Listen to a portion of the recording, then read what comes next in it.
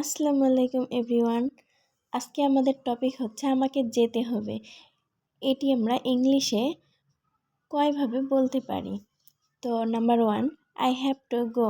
Example, I have to go now because my class starts in 10 minutes. Number 2, I need to leave. Example, I need to leave early today to catch the bus. Number 3, I must go. Example, I must go now or I will miss my appointment. Number 4, I have got to go.